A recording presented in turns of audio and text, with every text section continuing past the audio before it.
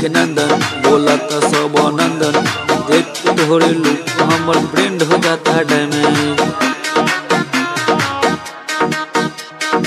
हो घूम के नंदन बोला तो सब नंदन देख के तोहरे लुक हमर ब्रेंड हो जाता डैमेज। का कहीं कितना राजा पहले बा मोरा साजा ढूंढ ले देह रात जोही से रजैया छील देले दहिया कुम्हरन बोलम के बोलम के बोलम हाय बोलम के बोलम हाय बोलम के बोलम हंस जैसे नरगद के कलम बोलम के बोलम के बोलम हंस जैसे नरगद के कलम बोलम के बोलम के बोलम।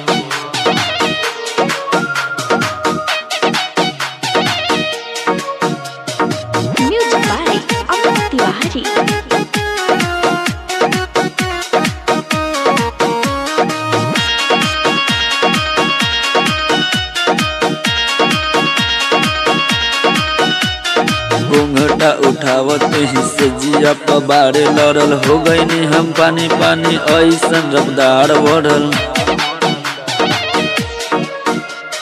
सच हूँ मैं पवलू दमदार मरदा ऊपर से नीचे ले उड़ा दिले बगरदा।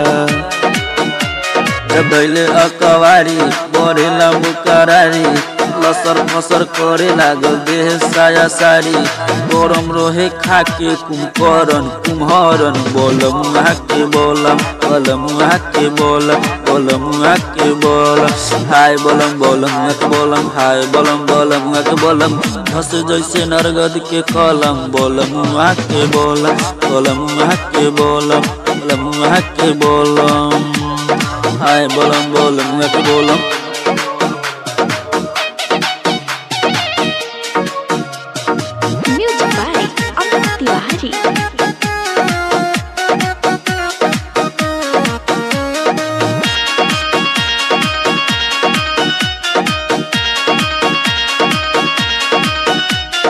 एको बार भइल ना भरेला कोई बार गइल मुआ के साइज हमर बढ़ी के अनार भइल।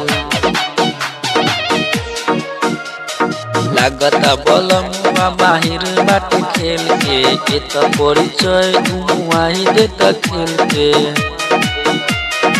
लेवा ऐसा धक्का संतोष अंत छक्का हौवे मरद हमर खई में के पक्का काम नहीं करे कोनो मलम बोलम के बोलम हाय बोलम हाय बोलम हंसे नसे नरगद के कलम बोलम के